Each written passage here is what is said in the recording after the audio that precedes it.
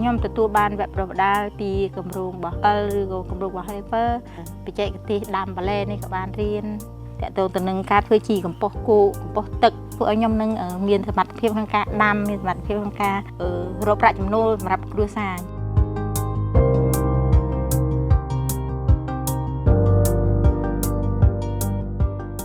គម្រោងអភិវឌ្ឍខ្សែច្រវាក់តម្លៃបន្លែនៅកម្ពុជាគឺជាគម្រោងបង្កើនប្រាក់ចំណូលរបស់កសិករផលិតបន្លែខ្នាតតូចជាមួយនឹងប្រព័ន្ធស្រោចស្រពប្រើប្រាស់ថាមពលព្រះអាទិត្យដែលមានតម្លៃសមស្របជឿទុកចិត្តនិរន្តរភាពនិងការធ្វើវិធីការធុរកិច្ចបែប Digital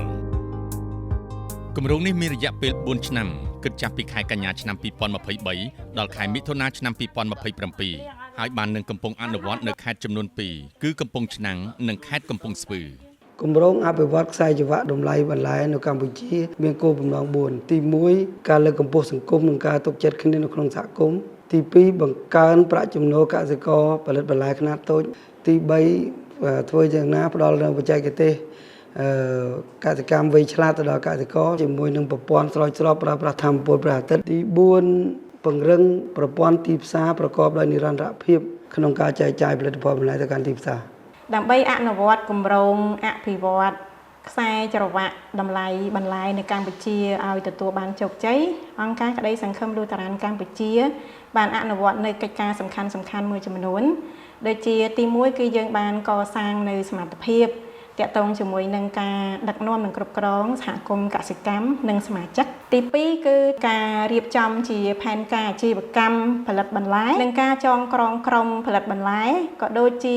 ការបណ្ដុះបណ្ដាលទាក់ទងជាមួយនឹងបច្ចេកទេសនៃការដាំដុះជាពិសេសគឺការដាំបន្លែដោយសុវត្ថិភាពទី3គឺការផ្ដល់ជាទុនវិនិយោគដើម្បីបង្កើនទិន្នផលនិងគុណភាពបន្លែគឺមានដូចជាការដាំបន្លែនៅក្នុងផ្ទះសំណាញ់ការប្រើប្រាស់ប្រព័ន្ធស្រោចស្រពដែលប្រើប្រាស់ថាមពលព្រះអាទិត្យនិងការពង្រឹងនៅប្រព័ន្ធទីផ្សារ Digital ជាដើមទី4គឺតាក់ទងជាមួយនឹងការសម្របសម្រួលក្នុងការធ្វើកិច្ចសន្យាទិញលក់និងការកៀងគរពីការចូលរួមរបស់អ្នកពាក់ព័ន្ធដើម្បីឲ្យផលិតផលរបស់កសិករអាចលក់បាននៅក្នុងតម្លៃសមរម្យនិងមានស្ថិរភាពទីផ្សារ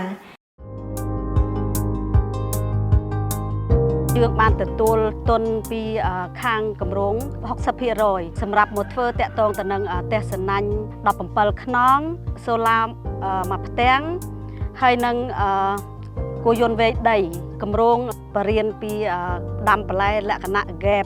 ដាំលក្ខណៈសរីរាង្គធ្វើជីកំប៉ុស្តអញ្ចឹងធ្វើឲ្យសហគមន៍របស់យើងមានភាពរីកចម្រើនមកដល់បច្ចុប្បន្នហ្នឹងគឺទី1គឺយើងកើនសមាជិកហើយទី2គឺយើងកើនដើមទុនហើយទី3គឺយើងមានមុខរបរលក់បន្លែបន្ថែមទៀតយើងជួបបញ្ហាខ្លះដោយសារបន្លែរបស់យើងហ្នឹងយើងដាំអត់គ្រប់តម្រូវការទីផ្សារបន្ទាប់ពីយើងជួបបញ្ហាហ្នឹងហើយគឺយើងរៀបចំជាផែនការសម្រាប់ដាំដុះជាមួយក្រុមផលិតរបស់យើងអង្គការអិលគាត់ជួយទៅលើទុនឲ្យធ្វើដាំបន្លែនៅក្នុងផ្ទះសំណាញ់យើងមានកម្លាំងហើយមានបរិភាគរួមផ្សំមកឲ្យយើងបង្កើតជាផ្ទះសំណាញ់មួយខ្នងសម្រាប់ដាំបន្លែតែខ្ញុំធ្លាប់ដាំនៅទីវាលយ៉ាងនិយាយថាយើងដាំជាលក្ខណៈគ្រួសារយើងដាំតិចតួចសម្រាប់ហូបយើងអត់ដាំបានលក់ទៅទីផ្សារទេនៅទីវាលហើយនឹងដាំផ្ទះសំណាញ់គឺវាខុសគ្នាត្រង់ថាពេលដែលយើងដាំទីវាលគឺយើងដាំរយៈពេលខ្លីប៉ុន្តែបើយើងមានផ្ទះសំណាញ់គឺយើងដាំមួយខែអញ្ចឹងយើងដាំបានពេញពេលដែលយើងប្រមូលផលអស់យើងសម្រាប់បានទេមួយអាទិត្យអីយើងចាប់ផ្ដើមដាំបន្តទៀតបានបើយើងដាំកើតដូចអញ្ចឹងគឺយើងប្រមូលផលចាប់ពី300គីឡូទៅ400គីឡូក្នុងផ្ទះសំណាញ់25ថ្ងៃយើងចាប់ផ្ដើមកាត់ខែខ្លះក៏បានត្រឹម1លានខែខ្លះក៏បានត្រឹម80,000អីគឺយើងលក់ទៅខាងឈ្មួញនៅផ្សារបន្លែទោះបីបន្លែយើងអត់ឬមានតិចតួចអីយ៉ាងណាក៏គាត់នៅទេយកពីយើងបន្លែរបស់សហគមន៍គឺមានន័យថាមានការគ្រប់គ្រងច្រើនអ្នកដែលទិញយកទៅបោះដុំនិងលក់រាយគឺគាត់ពេញចិត្តក្នុងការហូបគាត់អត់ខ្លាចរអាដូចពីមុនទេតម្លៃដែលយើងទិញនេះមានន័យថាគឺតម្លៃវាល្អពេលស្ពៃយើងទិញចន្លោះពី2000ទៅ2005ស្ពៃនាំចូលជួនកាលទៅតម្លៃវាក្រ1000ចន្លោះពី1500ជារាល់ថ្ងៃនេះគឺគាត់អាចផ្គត់ផ្គង់ឲ្យយើងបានចន្លោះ100គីឡូហើយនឹងឥឡូវហ្នឹងដែលគាត់មានរោងជាច្រើនសម្រាប់គឺការដាំដុះនិងផ្គត់ផ្គង់បន្លែមកឲ្យយើងគម្រោងអភិវឌ្ឍខ្សែច្រវាក់តម្លៃបន្លែក៏បានធ្វើការយ៉ាងជិតស្និទ្ធដៃគូជាមួយក្រុមអ្នកពាក់ព័ន្ធដូចជាស្ថាប័នរដ្ឋាភិបាលសង្គមស៊ីវិលក្រុមហ៊ុនសហគ្រិននានាទាំងក្នុងនិងក្រៅស្រុង ដោយធ្វើការកសាងទំនុកចិត្តភាពស្មោះត្រង់និងគីកោធនធានដើម្បីអភិវឌ្ឍសហគមន៍គោលដៅ ពួកយើងក៏បានរួមចំណែកក្នុងការចូលរួមដោះស្រាយនៅបញ្ហាប្រឈមជាពិសេសគឺបញ្ហាដែលកើតមាននៅក្នុងសហគមន៍ទាំង4នេះដោយការសហការជាមួយនឹងម្ចាស់គម្រោងតែម្ដងយើងបានចែករំលែកពីគ្នានៅរវាងព័ត៌មាននានាជាពិសេសគឺលទ្ធផលដែលសម្រេចបានរបស់គម្រោងក្នុងនាមឲ្យប្រធានគណៈកម្មការគ្រប់គ្រងគម្រោងថ្នាក់ស្រុកនេះខ្ញុំពិតជាអរគុណដល់ម្ចាស់គម្រោងហើយខ្ញុំស្នើសុំដល់គម្រោងមេត្តាជួយឧបត្ថម្ភនៅផ្ទះសំណាញ់ជាបន្តទៀតដល់រដ្ឋបាលស្រុកក៏ដូចជាឃុំឬក៏តាមការដែលអាចជួយបាន បច្ចុប្បន្នយើងមានអង្គការដែលគូគ្រប់គ្រងមានអង្គការ Hyper គាត់ជា founder របស់សហភាពសហគមន៍កសិកម្មហើយយើងមាន LACO ដែលជាដៃគូអភិវឌ្ឍនៅក្នុងការជួយ support ផ្ទះសំណាញ់2ខ្នងយើងមាន Taylor មួយគ្រឿងយើងមាន solar បូមទឹកដែលយើងគិតគូរពីផលប៉ះពាល់នៃបរិស្ថានដោយការបំភាយនៅអូស្មန်ដែលផ្ទះកញ្ចក់ហើយយើងមានរោងជីកប៉ុស្តិ៍ដែលយើងធ្វើការគិតគូរដល់សុខភាពអ្នកញ៉ាំវិញយើងទទួលវគ្គបណ្ដុះបណ្ដាលពាក់ព័ន្ធនឹងបច្ចេកទេសដាំដុះវគ្គបណ្ដុះបណ្ដាលមួយទៀតទាក់ទងនឹងការដាំដុះបន្លែសមត្ថភាពការពង្រឹងសមត្ថភាពទៅដល់បុគ្គលិកឬក៏ស្ត្រីហើយមានវគ្គស្វែងរកការគ្រប់គ្រងយុវជននិងស្ត្រីនៅក្នុងតំបន់នេះគាត់បានរៀនសូត្រជាពិសេសគឺពួកគាត់ដែលគាត់ធ្លាប់តែចំណាក់ស្រុកទៅធ្វើសំណង់ធ្វើអីហូរហែបច្ចុប្បន្នគាត់មកធ្វើការនៅកសិដ្ឋានដែលមានប្រាក់ចំណូលមធ្យមដែលគាត់អាចចិញ្ចឹមគ្រួសារគាត់បាន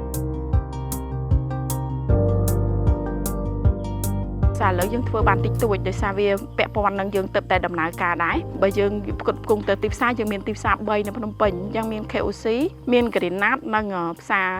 ឈុកមាសក្នុងមួយថ្ងៃជាមធ្យម20គីឡូអញ្ចឹងក្នុងមួយសប្តាហ៍យើងបេះបាន3ទៅ4ដង LACO គាត់ជួយគឺមានតូបមួយនៅផ្សារក្នុងការលក់ផលិតផលរបស់យើងដើម្បីឲ្យគេស្គាល់ផលិតផលរបស់សហភាពបច្ចុប្បន្នយើងមានអីគេខ្លះហើយយើងបានជួយទៅដល់អ្នកញ៉ាំដោយរបៀបណាអញ្ចឹង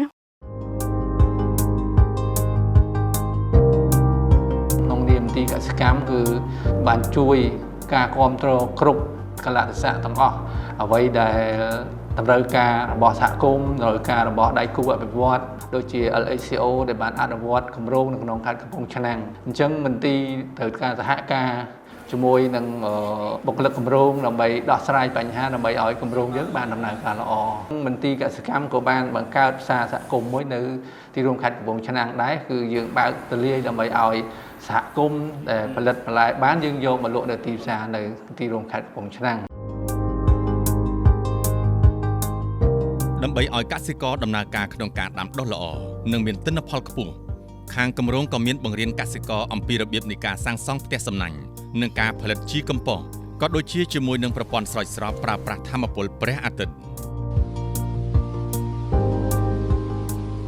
ទីផ្សារប្រកបដោយបរិយាបន្នមានសារៈសំខាន់សម្រាប់កសិករនិងសហគមន៍ក្នុងការចូលរួមចំណែកពង្រឹងប្រព័ន្ធស្បៀងអាហារនៅកម្ពុជា